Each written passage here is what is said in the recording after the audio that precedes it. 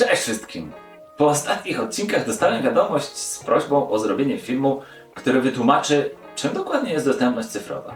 I wiecie co? Dzisiaj właśnie to zrobimy. Opowiem wam o tym w najprostszy sposób, jaki tylko znam. Gotowi? To lecimy. Co to jest ta dostępność cyfrowa? Wyobraźcie sobie świat, w którym każda strona internetowa, każda aplikacja na telefonie, czy każdy film online jest zrobiony tak, że absolutnie każdy z nas może z nich swobodnie korzystać. Tak, mówię tutaj o wszystkich użytkownikach, włączając w to osoby z różnego rodzaju niepełnosprawnościami. Celem jest, aby nikt nie został wykluczony i każdy mógł bez problemu być częścią cyfrowego świata. Brzmi dobrze, prawda? Ale dlaczego to jest takie ważne? Po pierwsze, równość i inkluzja. Dostępność cyfrowa to nie tylko moda czy fajny dodatek. To podstawa równości. Dzięki niej osoby z niepełnosprawnościami mogą aktywnie uczestniczyć w życiu społecznym i zawodowym. To jak otwieranie drzwi do świata, który wcześniej był zamknięty. Po drugie, większe zasięgi. Kiedy myślisz o dostępności, otwierasz swoje produkty dla szerszego grona odbiorców. Więcej użytkowników, większy zasięg, więcej klientów. To proste. Po trzecie, to już wymóg, a nie wybór. W wielu krajach przepisy dotyczące dostępności cyfrowej to obowiązujący standard. U nas w Polsce tylko instytucje publiczne mają ten wymóg, ale niedługo się to zmieni. Pojawi się temat pod tytułem "Musimy to zrobić ASAP". Kto korzysta z tej całej dostępności? Pomyślcie o osobach, które nie widzą albo słabo widzą i używają czytników ekranu, aby czytać internet głosem. Albo o osobach niesłyszących, dla których napisy w filmach to brama do zrozumienia treści. A co z tymi, którzy nie mogą obsługiwać standardowej klawiatury czy myszy? Dla nich technologie jak sterowanie głosem czy śledzenie ruchu oczu otwierają cyfrowy świat na nowo. I to jest piękne. Czym jest i co kryje się w standardzie WCAG? Zanurzmy się głębiej w historię, gdzie internet nie był dostępny dla każdego. Kiedyś, w 1999 roku, zrodziła się idea, która miała pomóc to umożliwić w sposób formalny. Nazywa się Web Content Accessibility Guidelines, czyli po polsku WCAG. To zestaw zasad stworzony przez mądre głowy, który wyznacza kierunki, które pomagają nam zidentyfikować dostępność we właściwy sposób. Od tamtej pory te wytyczne ewoluowały kilkukrotnie, a ostatni update WCAG 2.2, ten z października 2023, przyniósł kolejne punkty tej niekrótkiej listy. Co kryje się w WCAG? Wyobraźcie sobie 4 filary, na których opiera się dostępność cyfrowa. Dostrzegalność, obsługiwalność, zrozumiałość i solidność. To one definiują, jak tworzyć treści, by każdy mógł z nich korzystać. Dostrzegalność. Chodzi o to, aby wszystko, co jest online, można było łatwo zauważyć. Na przykład każde zdjęcie powinno mieć swojego tekstowego bliźniaka. To tak zwany tekst alternatywny. Każdy filmik napisy, a tekst musi się wyraźnie wyróżniać na tle strony. To proste zmiany, które robią wielką różnicę. Obsługiwalność. Każdy powinien móc swobodnie poruszać się po stronach i aplikacjach, niezależnie od tego, czy używa myszki czy klawiatury.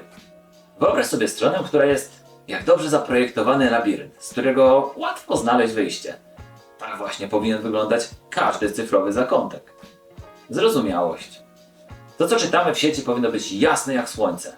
Strony i aplikacje muszą mówić prostym językiem, a wszystkie operacje na nich być przewidywalne. Dzięki temu każdy, niezależnie od swoich umiejętności, może z łatwością z nich korzystać. Solidność. W końcu cyfrowy świat musi być stabilny. Treści online powinny być tak zaprojektowane, by bez problemu działały z różnymi technologiami wspomagającymi, zarówno teraz, jak i w przyszłości. To jak budowanie domu z fundamentów, które wytrzymają próbę czasu. Jakie są poziomy zgodności WCAG? Czyli rozszyfrujmy zagadkę 1 raz A, 2 razy A, 3 razy A. Zrozumienie poziomów zgodności WCAG może wydawać się jak zagłębienie się w tajniki kodów i zasad. Ale naprawdę to prostsze niż myślisz. WCAG podzieliło zasady dostępności na 3 poziomy: A, AA oraz AAA. To jak drabina, po której wspinamy się, by uczynić świat cyfrowy bardziej otwarty dla wszystkich. Poziom A. Pierwszy stopień dostępności.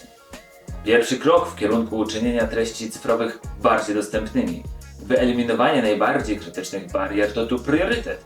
Można to porównać do wersji MVP aplikacji. Poziom AA, czyli złoty środek. Większość stron internetowych i aplikacji dąży do spełnienia wymagań na tym właśnie poziomie. To tutaj znajduje się większość zasad, które czynią cyfrową przestrzeń bardziej przyjazną dla użytkowników. Można powiedzieć, że poziom AA to serce dostępności, gdzie realizowane są kluczowe potrzeby użytkowników.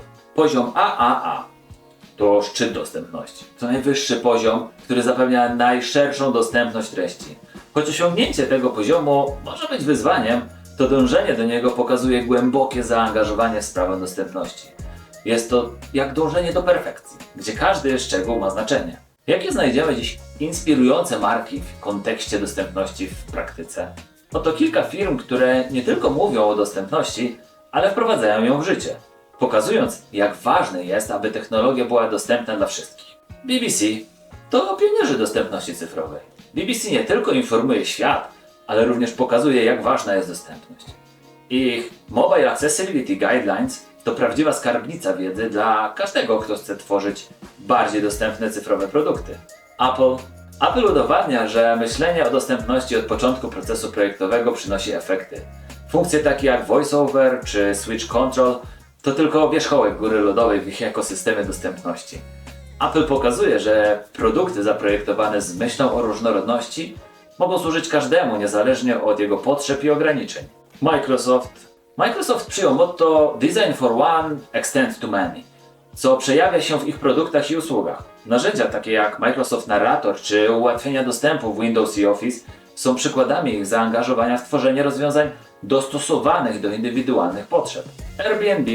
Airbnb udowadnia, że ciągła praca nad dostępnością i włączanie do tego procesu osób z niepełnosprawnościami może znacząco poprawić użyteczność platformy. Warsztaty dla pracowników, lepszy kontrast kolorów, tekst alternatywny dla obrazów. Tylko część działań, które pokazują ich zaangażowanie w tworzenie bardziej inkluzywnego środowiska cyfrowego.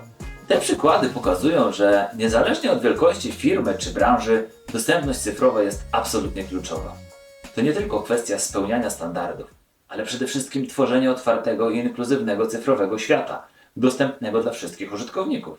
Podsumowując naszą podróż przez dostępność cyfrową, widzimy, jak kluczową rolę odgrywa ona w budowaniu świata, który jest otwarty i przyjazny dla każdego. Integracja zasad dostępności na każdym kroku, od projektowania po rozwój, jest nie tylko naszym obowiązkiem, ale i przepustką do świata, w którym każdy ma równy dostęp do cyfrowych zasobów. Twoje działanie ma znaczenie. Pamiętaj, że każdy z nas może przyczynić się do zmian. Wspierając dostępność, nie tylko odpowiadamy za wymogi prawne, ale przede wszystkim otwieramy cyfrowy świat na nowe możliwości dla wszystkich użytkowników.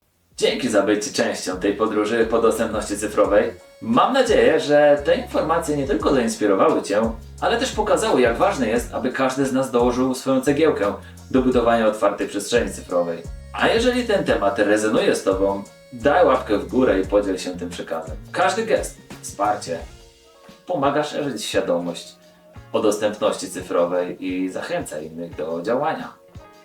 Do zobaczenia w kolejnych materiałach, gdzie razem będziemy kroczyć drogą do bardziej dostępnego internetu. Cześć!